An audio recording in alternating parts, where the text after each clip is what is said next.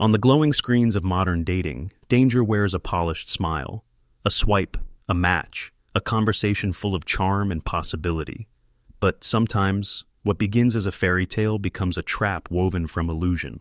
He appeared to be a billionaire, a jet-setting heir, draped in diamonds and luxury. A man who claimed to live a life most people only dream of. But behind the private jets, the champagne, and the tailored suits, lived a predator with no weapon except manipulation. This is the story of a con built on identity, romance, and trust. A world where every text, every kiss, every whispered promise had a purpose, and every victim believed they were his only one. Until they learned the truth. Tonight, we enter the digital labyrinth of the Tinder swindler and the trail of broken hearts and emptied bank accounts left behind him. Welcome to Shadow Tales. In the glittering world of modern dating, where reality blurs with projection, the right photograph can transform anyone into a fantasy. A private jet, a luxury suite, a flawless smile framed by the soft glow of a sunset. These images whisper promises, adventure, stability, success. For many, the screen becomes a window into possibility, but for one man, it became a hunting ground. His profile radiated wealth, confidence, and exclusivity. Photos showed him draped in designer clothing, stepping into chauffeured cars, lounging beside infinity pools. The message was clear. This is a man who has everything, and with a single swipe, you could be part of his extraordinary world. Women who matched with him felt an immediate rush, not simply attraction, but validation. They believed they had been chosen by someone rare, someone who lived life at the highest level. His messages came quickly, warm and lively. He complimented with elegance. He listened with interest. He spoke with the kind of charm that disarms even the most cautious heart.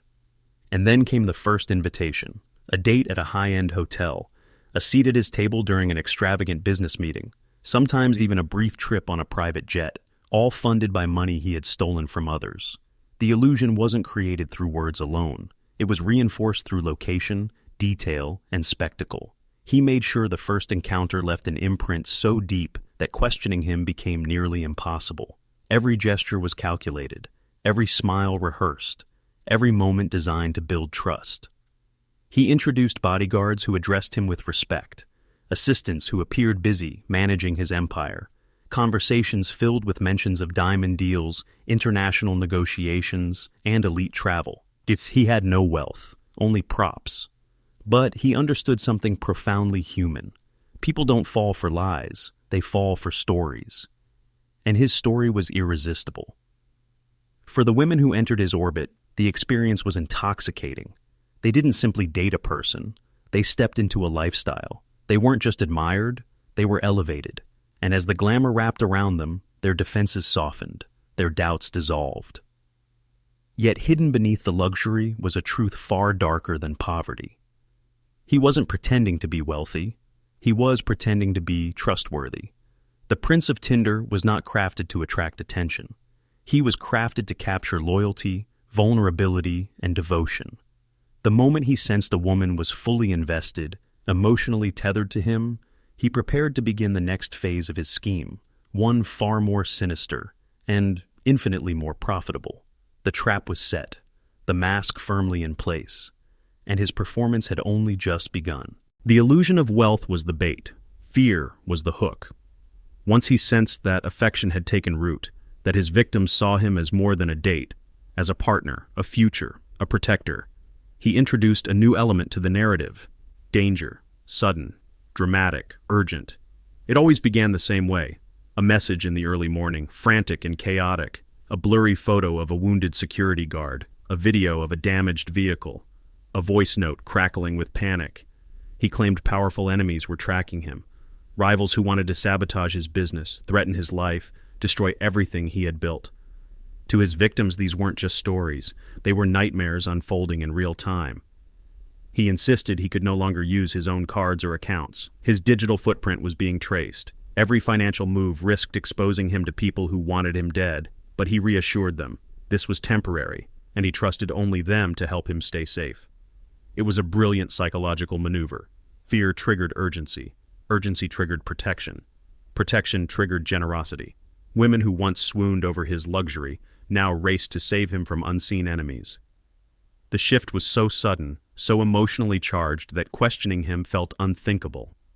When someone you love is in danger, you act, not because it makes sense, but because you feel responsible. He weaponized that emotion. Requests for small loans quickly escalated. Plane tickets turned into credit cards. Credit cards turned into high-limit loans. Loans turned into lines of credit that pushed victims into unthinkable debt. And each time a woman hesitated, he responded with fear-laced messages, "I'm not safe. Please, I need you. My enemies will track me if I use my card. You're the only one I trust." He knew exactly which strings to pull. He disguised manipulation as desperation and desperation as love. The brilliance of his scheme was that the fear wasn't directed at himself. It was transferred to them. If they didn't help, he would die. If they failed to act, the blood would be on their hands. This emotional trap was far more powerful than any financial scam, because fear clouds judgment, and love destroys logic. Each victim became a soldier in a war that never existed, a protector of a man who didn't need protection, only money. By the time doubt finally crept in, the debts were overwhelming, and the truth was still far from sight. He didn't steal money first, he stole hearts. Before he ever requested a loan or a credit card, he spent weeks crafting intimacy. He learned his victims' dreams, fears, childhood stories, future plans. He mapped their vulnerabilities the way a thief maps the layout of a bank. He used compliments as currency, affection as leverage, emotional closeness as a tool. To one woman, he spoke of marriage. To another, he whispered dreams of raising a family together. To another, he confessed loneliness and the desire to find someone who truly understood him. He didn't customize lies. He customized fantasies. His texts came day and night, filled with declarations of devotion. He sent photos from glamorous destinations, sometimes moments after meeting another woman in a different country. He recorded voice messages filled with warmth, sincerity, and longing. His victims believed they had found a rare love, one that transcended distance and danger. But love wasn't his motive. It was his method. When he asked for financial help, it didn't feel like a request. It felt like a test of devotion, a test most victims were terrified to fail. He used 3 of the most powerful emotional weapons. Accelerated intimacy, he created the illusion of a deep, fast, destined connection. It bypassed skepticism and made hesitation feel like betrayal. 2. Emotional mirroring, he reflected his victims' own values back at them, creating a false sense of compatibility. Their dreams became his dreams, temporarily. Conditional love, every gesture of affection was linked to loyalty. Every expression of loyalty was rewarded with affection. This created a psychological trap. The more victims invested emotionally, the harder it became to admit they were being manipulated. He convinced them that helping him wasn't a financial burden. It was a contribution to their shared future, a future he had no intention of giving them. And when the debt mounted, when the lies began to crack, he shifted tones effortlessly. Warmth turned into coldness. Affection turned into pressure. Promises turned into threats of abandonment. He knew exactly how to pull each woman back into his orbit, just enough to extract more. He didn't simply con them, he rewired them. Love became a weapon, and he wielded it with expertise. To him, romance was not an emotion. It was a strategy, a means to an end. And for his victims, the truth would arrive far too late. After the loans were taken, the cards were maxed out, and the illusion of love had already devoured their savings and their trust in themselves. His scheme wasn't random. It was engineered like a financial machine, a Ponzi scheme disguised as a love story.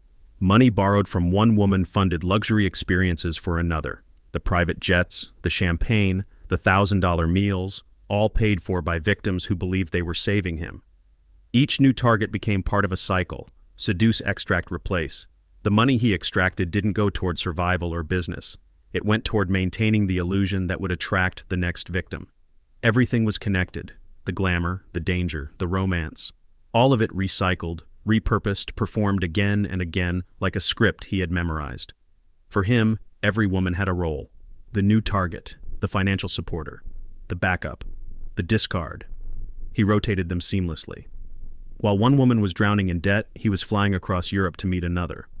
While one was wiring thousands in panic, he was poolside in another country, smiling in photos that would soon be sent to someone else as proof of life. But as the web grew bigger, so did the cracks. Banks began questioning suspicious loans. Friends noticed inconsistencies in his stories. Some victims stumbled upon each other online, their messages, their photos, their experiences, shockingly identical. He had repeated the same phrases, the same emergencies, the same enemies, the same promises of a future together. It wasn't love, it wasn't chance, it was a factory of deception. And slowly, the myth began to crumble. Women across Europe compared screenshots, receipts, photos, flight records.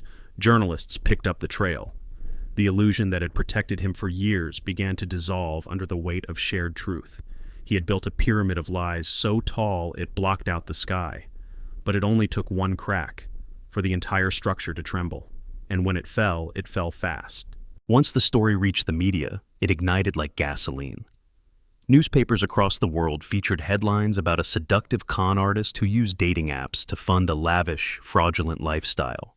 The world watched in fascination and horror. Authorities scrambled to assemble charges, but the crime spanned nations, banks, and legal jurisdictions. His manipulation was psychological, his crimes financial, and his victims scattered across borders. The system struggled to contain him, but eventually he was caught. Not because he made mistakes, but because his victims joined forces, refusing to be silenced by shame. When police finally arrested him, the mask did not fall suddenly. It cracked slowly. He maintained his charm. He smiled for cameras. He denied everything. He claimed innocence and insisted he was a businessman unfairly targeted. His punishment, however, shocked the world. After years of emotional and financial devastation inflicted across continents, he received only a brief prison sentence, less than many people get for petty theft. When he was released, the most chilling detail emerged. He returned to social media, smiling, confident, unafraid, still wearing designer clothes, still flaunting luxury, still speaking as though he had done nothing wrong. For him, the mask never truly fell, because the mask was not a disguise. It was his identity. He lived not in truth, but in performance. And as long as people believed the act, he remained powerful. His victims, meanwhile, carried lifelong scars, debt that followed them for years, nightmares of betrayal, doubt in themselves, in love, in humanity. But from their pain came something he never expected: unity, strength, the power to expose him. And in the end, the world did see the truth, not through investigations, not through police, but through the courage of the women he tried to silence. The mask fell not when he was caught, but when they spoke. In the age of digital connection, predators no longer need masks. They need profiles. They don't hide in alleys or shadows. They hide in photos, bios, and carefully chosen words. The Tinder swindler didn't steal through force. He stole through trust, through dreams, through the hope that love can be real in a world built on illusions. His story leaves us with a chilling reminder. The most dangerous criminals are not always violent. Sometimes they're charming. Sometimes they're romantic. Sometimes they're exactly who we want them to be. You were watching Shadow Tales. Beware the stories people tell you, and the ones you tell yourself.